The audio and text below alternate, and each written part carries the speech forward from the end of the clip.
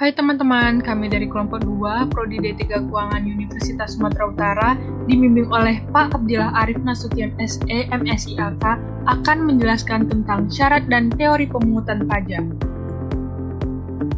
Langsung saja, syarat pemungutan pajak.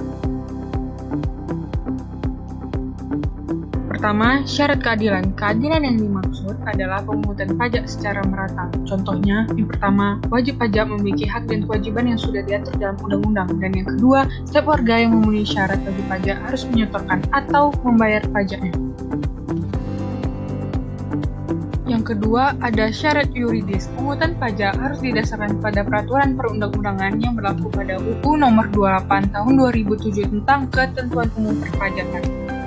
3. Syarat ekonomis. Pemungutan pajak ini tidak boleh mengganggu proses kegiatan produksi dan perdagangan yang sedang berlangsung, sehingga tidak mempengaruhi perekonomian nasional.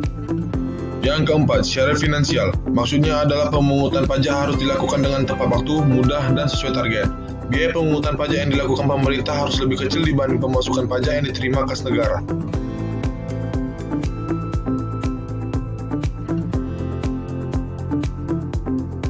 Yang kelima, syarat sederhana.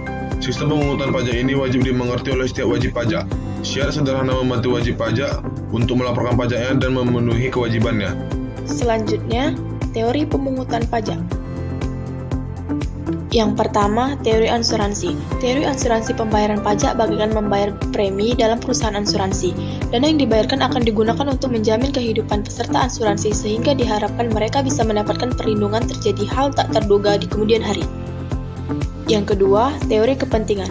Dalam teori kepentingan, ibarat dua belah pihak yang saling membutuhkan dan saling menguntungkan. Negara harus melindungi harta dan jiwa masyarakat agar kepentingan bisa terlaksana dengan baik.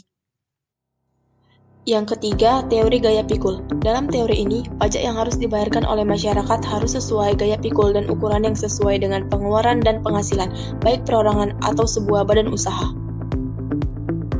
Yang keempat, teori bakti. Teori bakti mengatakan jika suatu negara memiliki hak mutlak untuk mengambil pajak dari rakyat, rakyat sudah memahami bahwa membayar pajak merupakan sebuah kewajiban dan tanda bakti kepada negara. Yang kelima, teori daya beli. Pada transaksi jual beli, jenis pajak yang dikenakan adalah pajak PPN dan pajak PPNBM. Jadi semakin mewah atau semakin mahal barang yang dimiliki masyarakat, maka nominal pajaknya semakin besar pula. Baik, ini saja yang bisa kami sampaikan. Terima kasih teman-teman.